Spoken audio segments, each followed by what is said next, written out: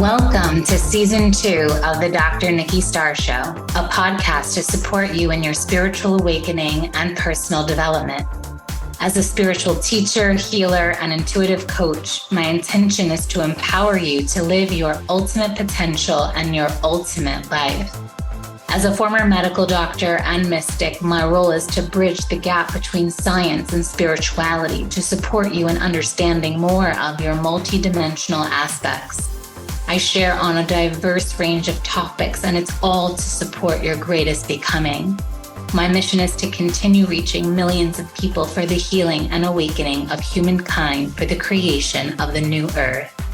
Thank you for being here. Hello, everyone, and welcome to another episode of the Dr. Nikki Starr Show. I'm your host, Dr. Nikki Starr, and today we are going to be talking about something that can be considered quite controversial, and it is definitely very trendy in the spiritual community right now.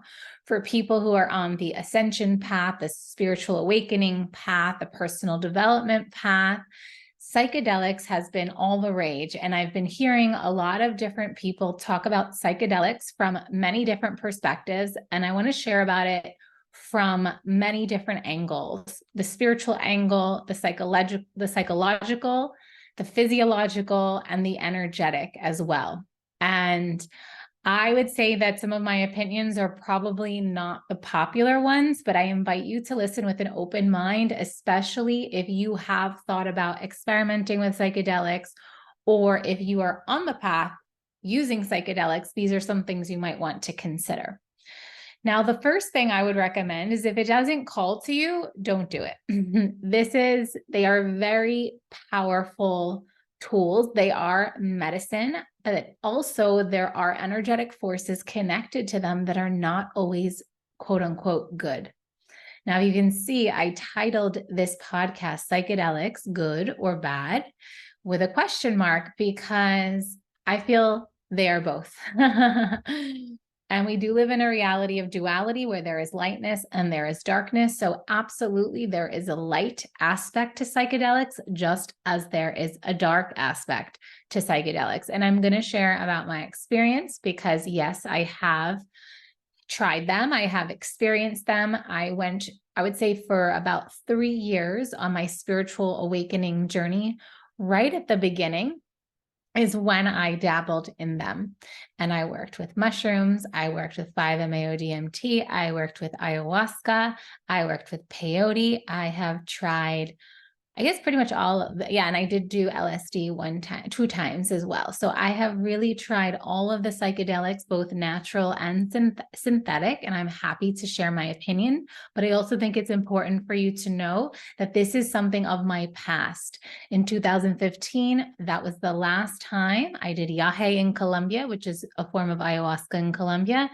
And I had already gotten the message before that to stop using psychedelics. But when I had gotten to Colombia, which is one of my native countries where I am of a lineage of Colombian healers and shamans, yahe was the first medicine, the first plant, the first of the shamans that came to me. And so I felt like, let me follow the synchronistic flow.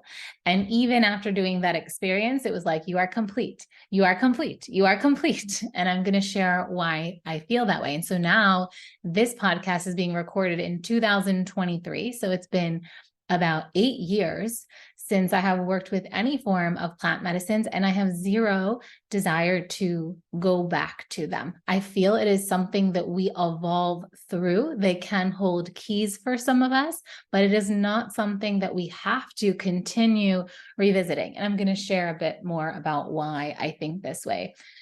Now, the reason why I say if you're drawn to it, you can do it is because I do feel that if we have attraction to something, that means there is something there for us. Just like a person, if you feel drawn to someone, they are meant to be a teacher, not just a lover or a partner, but they can easily be someone we're meant to co-create with in some way. So if you feel an attraction to any spiritual modality, be it psychedelics, that's fine.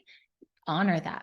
My biggest recommendation to you, if you were to ever use a psychedelic, is always do it in a ceremonious place. Never, ever, ever do it at a club, in a recreational setting. Intention is so important and powerful, and so is the space in which you do it. Because what happens when you take any form of a psychedelic is it literally opens with force against your will all of your energy channels. And this is why you have visions and you see things and you get information and insights, because all of your energy channels open. So you become receptive to the seen and the unseen world. So if you go to a place that is not safe or energetically clean, you can risk getting entity possessed. You can risk spirits or energies coming into your body, hanging on to you, kind of being like, oh, hey, there's a bright light that turned on. Let's go over there and feed off of that. And so a lot of times, if you're not in sacred space, in a ceremony with a facilitator, or even with yourself, that you set a proper intention, you put yourself at risk for taking on energies and entities that are not of the most high. Because just like we're in a realm of light and dark, the same is true in the energy realms. The same is true for everywhere we are. Now, of course, everything is an aspect of the divine, but you can create unnecessary suffering when you put yourself in situations that are not the most intentional or energetically hygienic. And what we're seeing now is people are using mushrooms to go to clubs. People are doing mushrooms just wherever. They're taking whatever, wherever. And this is not energetically hygienic. You're putting yourself at risk for suffering, for pain, because whenever you get possessed by an energy or an entity, it can even create the energy of wanting to fight. You can even, like, I had a friend here recently, and she told me how after a ceremony, she did Wachuma, which is a cactus in Peru, and they met across some travelers, and they ended up hugging the travelers, and she was just finishing ceremony, and she took on entities from the travelers that then were telling her to like swerve her boyfriend off of the road. And she knew it was the entities and it wasn't herself.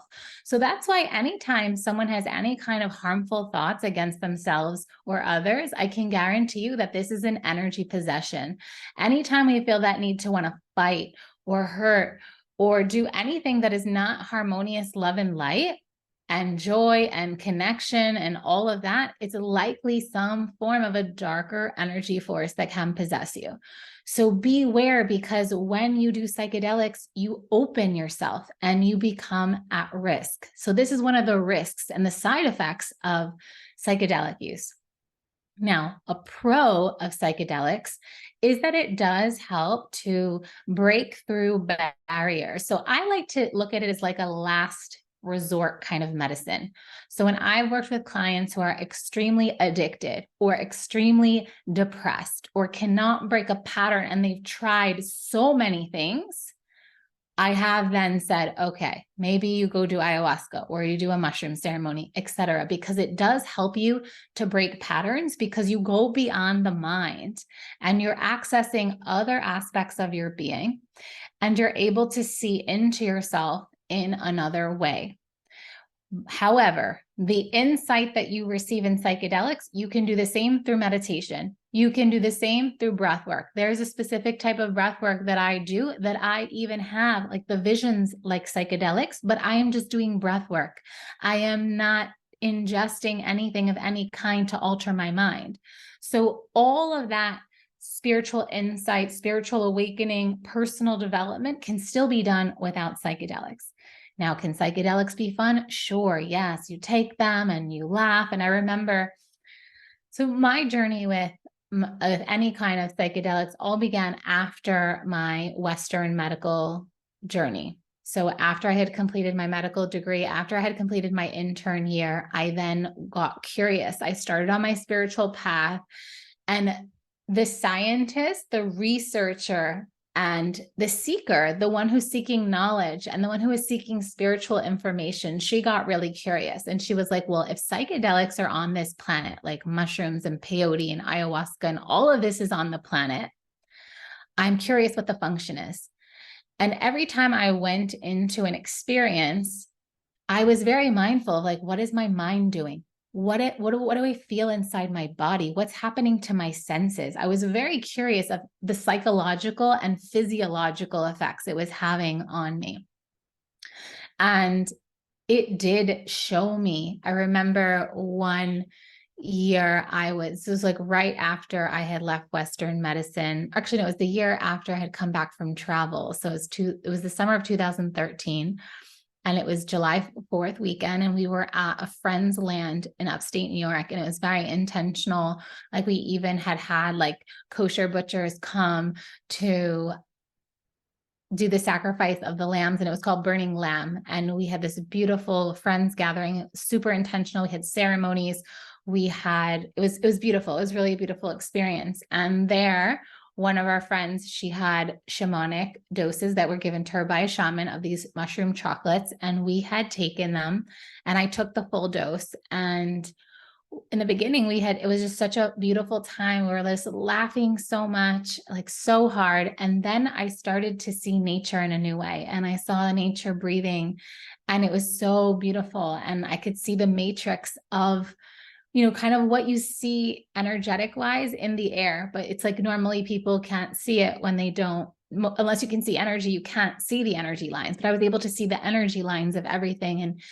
And then my journey kept going deeper and deeper. And then I went into a hammock, and then I really wanted to be by myself and go within. And this is when I became an eagle, and I started to fly around the world, and I received downloads about my mission. And I even got downloads about my energy healing gifts, and even very specific things like don't blow dry your hair straight anymore because you're curls. So it was a way I was able to connect to even extraterrestrial life, like the planets that I come from. I was able to connect with my highest self and my soul.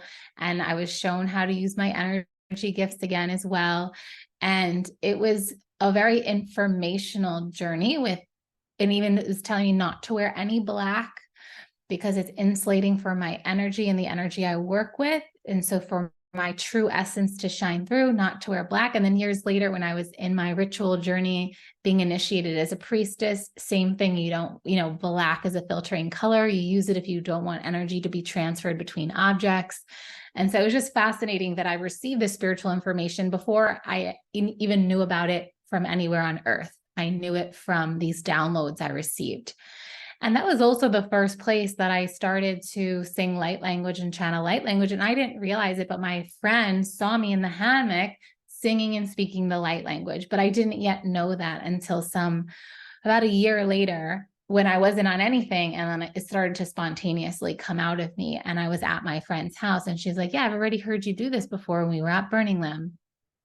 So it was this powerful activation, my mushroom journey, the first time I did that shamanic dose. And I'm happy I did it. It gave me the downloads I needed. And I was only ready in that specific time to do it. And I was able to access new levels of connection with nature. And I was able to come more into the truth of who I am and what I'm here to do. But it wasn't something I needed to keep doing. And I think that's the key here.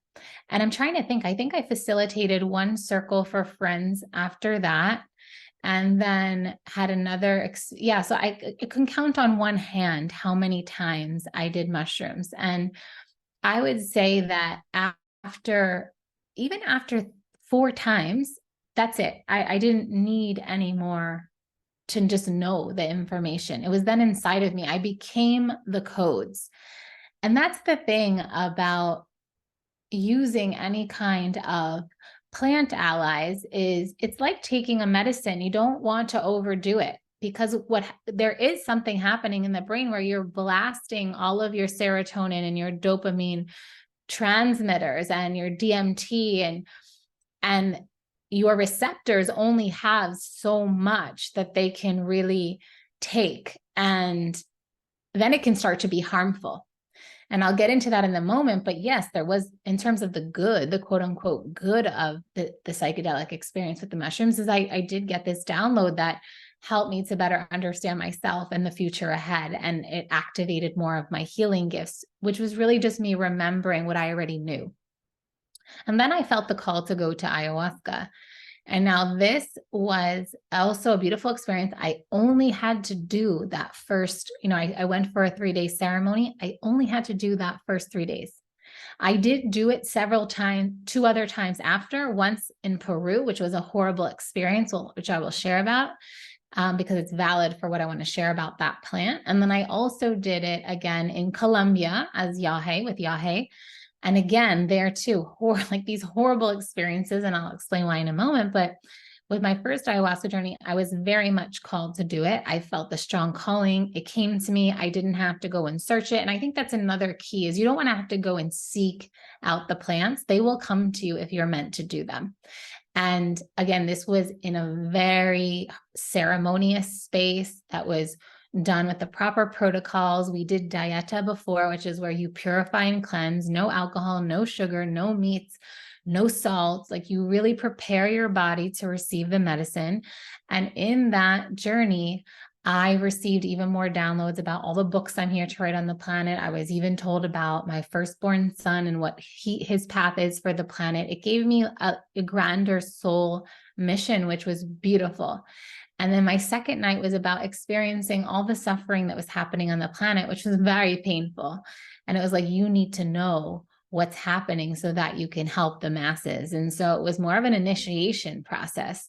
And then the last day was more healing. And again, I heard my light language being spoken in my ears. I was connecting to the planet I come from. It was a very mystical experience, beautiful. And like I said, I didn't have to do it again. All the other times I went, when, I was called to go to Peru, I went to Peru. And there is when I got to understand something that's quote unquote bad about ayahuasca, at least now. So there is even a movie, I think it's called like The Kiss of the Serpent or something of the serpent. And it really, in my opinion, tells the essence of what's happened with the modernization and the westernizing of using ayahuasca, which is such a sacred plant that grows in only certain regions of the world. And truly, it's only meant to be grown and taken where it is grown. And when we take things outside of their environments, energetic frequencies can interfere. So if you travel with the plant will be imbued with whatever energies through which you pass through. So the purest place to do any of the plant medicines is in the region and the location of where it grows. Hence why it's generally the shamans and the facilitators that grow the plants, brew the plants, cook the plants, facilitate the plants, all on the same land, because the keepers of the land are also holding space for that particular plant. So when you go and you take it off and you travel with it, this is, in my opinion, it is tainted. It is not the purest form at all. And so this is why we're seeing some distortions in the field. And even some people would say the ayahuasca plant is very jealous, and she almost like implants herself into people. And there's this little bit of this toxic relationship that's created because she like wants you to come back. And it's almost like she possesses you. The spirit of the plant can possess you and want you to continue coming back for more and more and more. And at the same time, a lot of us light workers who have tried it have gotten the message loud and clear that it's not our path. We are bringers of the light. With ayahuasca, she is light and dark. And she has you go into the underworld, which can absolutely be beneficial, especially to work out shadows and traumas.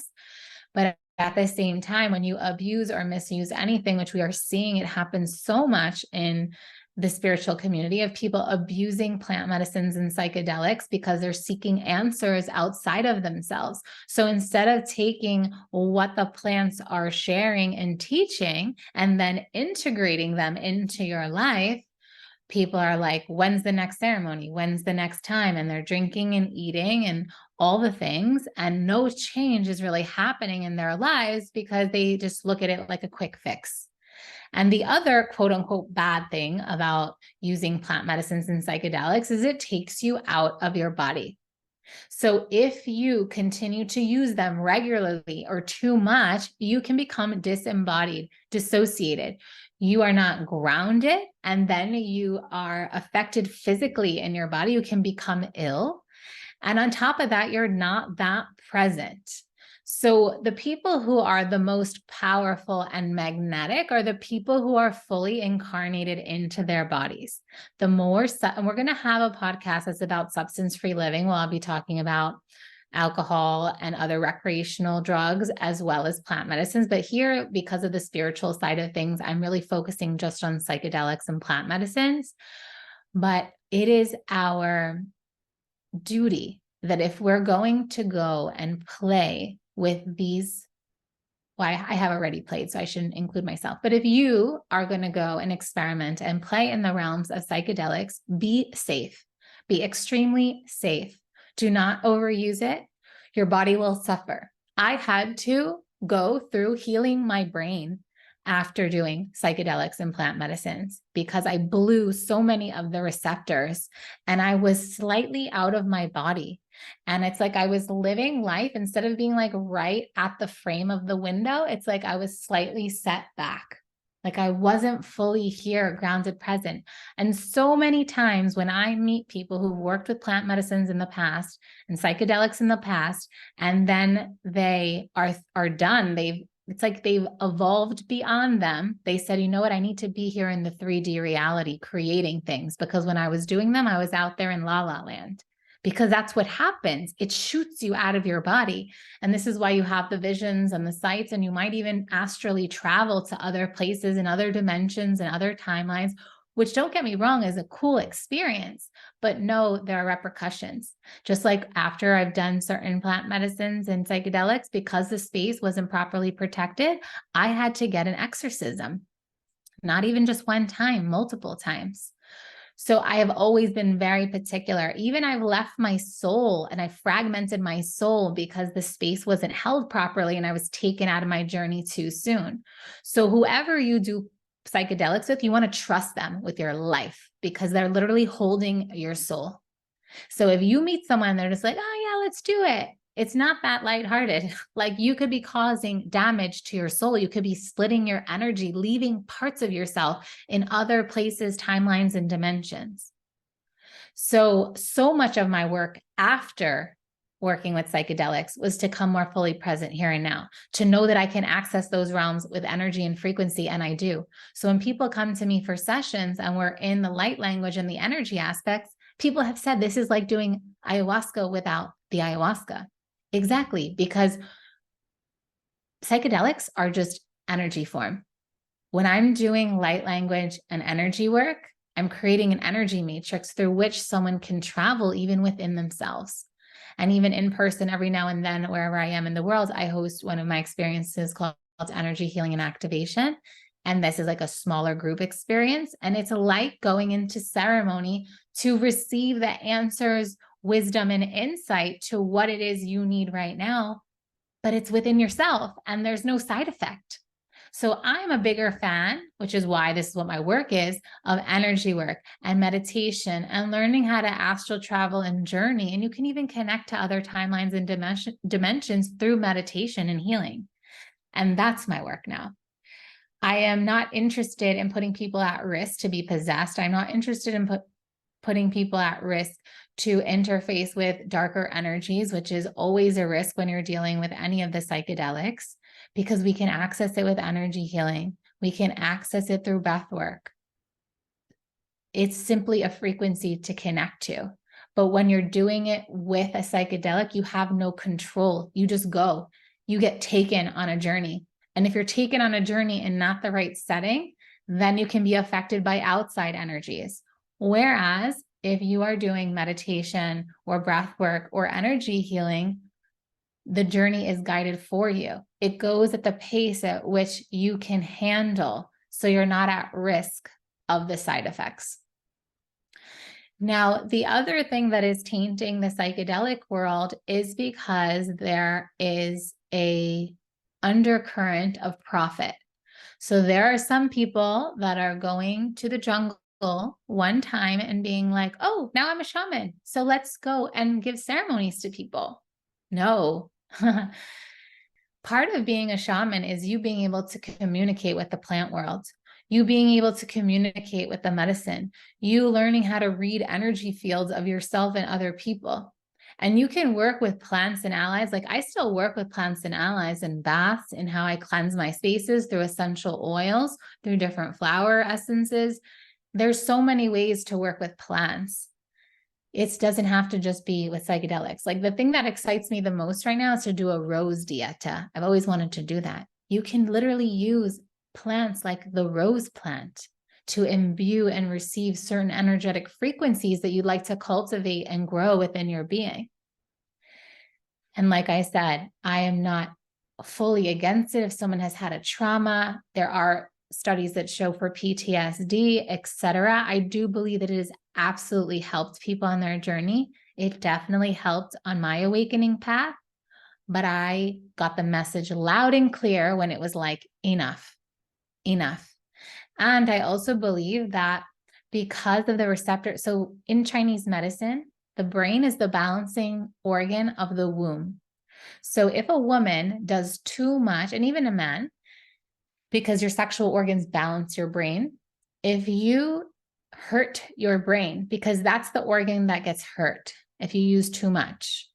If you hurt your brain, you can hurt your fertility. So it's very important to be mindful of how much you use psychedelics if you're going to use it and if you are using them. And if you're interested, that you get it from a safe source where things are not trafficked illegally, because yes, it technically is an illegal substance, but that frequency and that anxiety of the person who's transporting the psychedelics illegally gets put into that batch, and then you take that and then you imbue that. That's why it's better to go to the land on which it is grown with the keepers of the land, both the seen and the unseen. And then you're acting in right relation and you're honoring the cycle of nature and you're honoring the plant. So there is respect that needs to happen when you do psychedelics, or else you can get burnt. So you do not ever, please do not ever take them in a club or in a party setting where there's even alcohol and other kinds of drugs, because lower vibrational energies are just like, yummy, right there, boom, we're going to slide right in there. And trust me, part of my work is helping people clear some of these negative energies that they've taken on.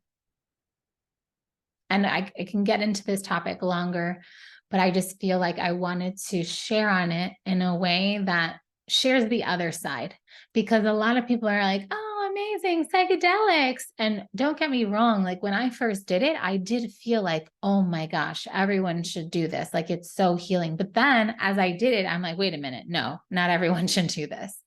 But if you feel an attraction, again, I'm gonna repeat that. Like if you feel the call and the attraction, then yes, perhaps it's for you, but be mindful of the setting, be mindful of the plant, be mindful of who's facilitating the source, and always, always set an intention, always.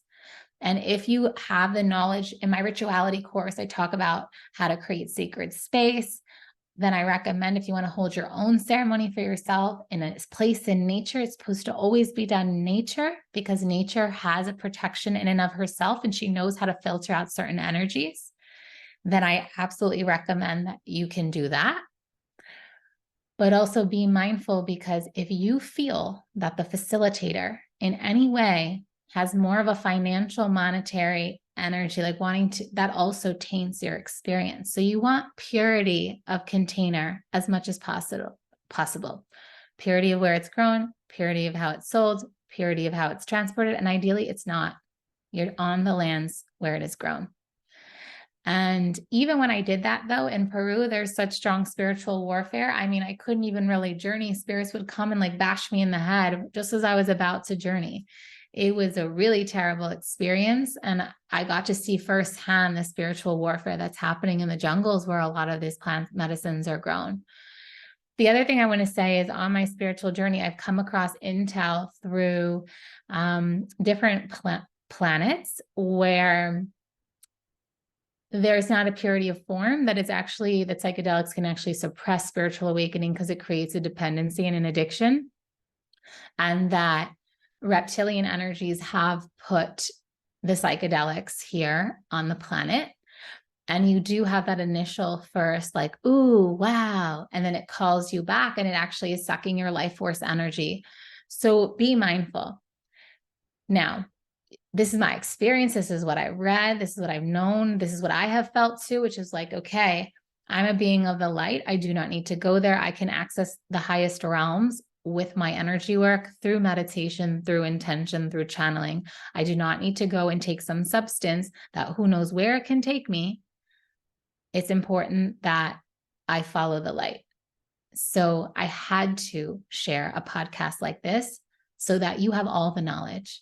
You're ultimately going to do what you feel, and may you follow what I have shared. There's so much more I can say, but this is just the main points that I wanted to bring across. And who knows, I may elaborate at a future point. If you have questions, you can always share them. But if you're wanting to feel another kind of experience, feel differently in your body, be able to feel it,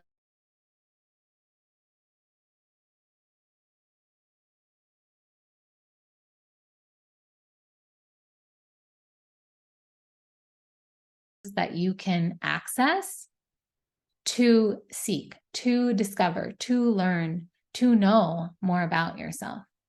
And yeah, are psychedelics fun? Sure, until they're not, until you get possessed, until you wake up feeling terrible and paranoid because you've depleted all your neurotransmitters. So be mindful, because there are side effects. And am I grateful I did it? Yes, because I can speak on it. I received downloads for every single time I did it, but it was really only the first, second time of each one. It was really just, I would even say the first time was enough. I didn't need to keep going. I got the download. I got the codes. I don't have to keep going. I then opened up the channels within myself and could access it myself. And that's technically what a shaman does. You don't even need something outside of yourself. You are so powerful within yourself to access the energies in nature, in the space around you, as well as be a guide and do that for others. And that's the true mastery. You do not need something outside of yourself to access the totality and the multidimensional aspects of yourself. Meditation, energy work, breath work, the use of the mind through visualization and intention is plenty. Understanding energies and frequencies and knowing how to tap into them through intention, through the movement of energy with your mind, is more than enough to be a superhuman. And so with that, I send you so much love. In the bonus content, I'm going to be guiding you through a meditation to meet yourself in another timeline and dimension. And so just so you know that you can receive insight that can support your ascension and expansion without needing psychedelics to do that. And so thank you for being here, and I'll see you next time. Bye for now. Thank you for tuning in to another episode of the Dr. Nikki Starr Show. Please like this podcast and share it with anyone you feel would benefit. Subscribe to the podcast to receive bonus content, and remember, every Monday the video version goes live on my YouTube channel. Thank you so much for being on the ascension path with me and for doing this great work. Sending love until next time.